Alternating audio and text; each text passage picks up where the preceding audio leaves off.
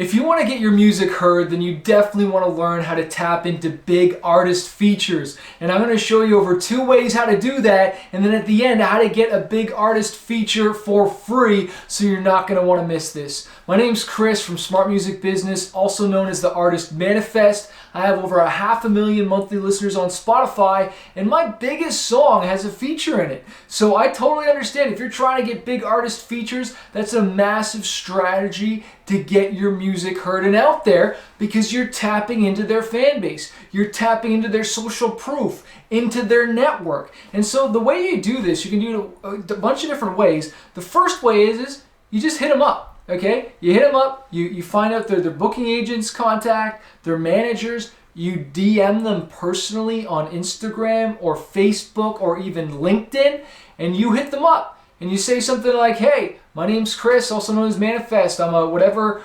style artist, and I'm a big fan of your music and wanted to see how much it costs to get a feature. All right, straight up, and you pay for that feature, and you ask how much they cost, and you pay to get the feature. That's really the first way to do it. But you can't just send one DM or one email or one Facebook message. You need to follow up and be relentless. I would first hit them up on a couple different places, maybe 2 or 3 the first day. I'd wait a couple of days, and then I would follow up. I'd wait another couple of days, and I would follow up again. And just say, and then eventually just say, hey, I've got a big budget or whatnot. Okay, and you might not get a response from that, but that's probably the easiest way to go about it. And depending how big they are, like if it's Lady Gaga or something like that, then you're probably going to need to get in a different way, and that's going to be through relationships. All right, and relationships are keys. Knowing somebody, like I know my buddy who did something the other day, who got a big Snoop Dogg feature and doing like a contest and whatnot, and that was through a relationship that had that contact. I have certain friends that are connected to some pretty big famous artists, so if I wanted to get that feature, I'd be like, okay, who do I know that knows this person? And I start contacting this. Well, I know this manager has a relationship with this manager who knows that artist. So step 1 is I got to contact this manager and say, hey, dude, can you do me a favor and reach out to your friend who actually knows this person? So you got to think like, maybe you don't know them. Maybe your first direct contact doesn't know them, but this other person knows them. And that's what I love about LinkedIn, is it kind of shows like whether you're friends with someone, or that you can see when you go to contact someone, you can, and you don't know them directly, but someone in your network does. And that's really powerful. When I've tried to reach out to different radio people, labels, or just anyone I'm trying to get in contact with, LinkedIn has been amazing for that, because I can see like, oh, my friend whoever, Jane or whatever, has a relationship with this person, so I got to say, hey Jane, could you send me an introduction to this person, because I'd like to connect with them. And it might not be the artist directly, it might be their manager. It might be their booking agent. And I'll try to get in there however I can, right? And so that's a real powerful way. Now, when you're first starting to grow your fan base, you might only have 150 monthly listeners. You might have like 0 fan base, and so you're probably going to have to pay to play, or they're going to have to love the song, like really love it, all right? Otherwise, the other way to get in is you earn your way in. And so for me, I can reach out to certain artists because I have over 500,000 monthly listeners. And once I get to 1 million, all of a sudden my leverage goes even more, so I can reach out to even bigger artists, and then bigger. Once I get 5 million monthly listeners, or I get on a bigger level, an artist is going to say, if they're interested in growing their career and they like my brand or like my music, or just want to grow their fan base, then we're like, hey, I want to tap into that guy's fan base. I want to tap into that band's fan base, that girl's fan base, because we're only reaching who we can reach here,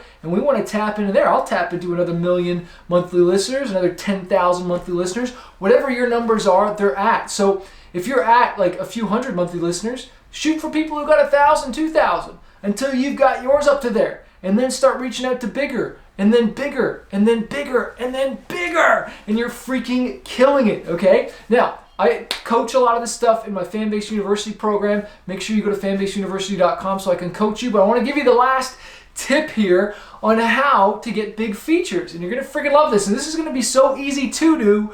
It's going to be easy not to do, but make sure you allow me to coach you twice a month. Go to fanbaseuniversity.com, sign up so I can help you one-on-one. But this last one is to do cover songs. Now don't turn off this video. When you do a cover song, you are literally almost doing the exact same thing as buying that feature. first of all, you're covering one of their hits. And now you don't just have to go for small features. You can go almost as big as you want.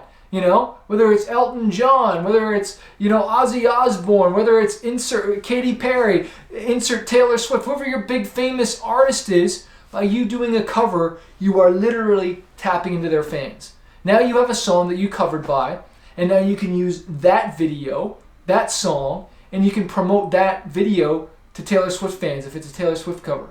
If it's an AC/DC cover, now you can target their fans and run ads to it. Because like there's certain artists, like I can't run ads to Johnny Cash because I don't sound like Johnny Cash. I can't run ads to U2 because I don't sound like U2. But if I do a cover of U2, now all of a sudden that opens me up, and now not only can I get, you know, free organic traffic because I did a cover, but now I can be aggressive and be promoting my music to their fan base and bring them in. And you better believe there's some U2 fans that like rock stuff. You better believe there's certain, you know, fans that have a crossover of the genres. Okay, I listen to country, I listen to EDM, I love all kinds of music. I love worship music, Christian music, I love hip hop, you know what I mean? I love all kinds of stuff. But now when I've done a cover song of something in a different genre, that opens you up to so much stuff, and it's basically like having a feature. It's pretty much the exact same thing, but even better because it's their hit song. Hey music artist, it looks like you haven't downloaded a copy of my book Spotify Profits yet, showing you how I got 12.2 million streams and 100,000 followers on Spotify without a record label and without having to go on tour anymore. This thing reads like a magazine. It's going to show you how to hack that Spotify algorithm, how to release your songs in order so that you get the best chance of getting on those editorial playlists, how I collaborate with other artists, but most importantly, how to build that email list so that you can monetize your music. This will work for any genre, works wherever you live, does not matter. We live in a global singles economy, and now is your time to grow your Spotify following. Click the link in this video to download a copy today.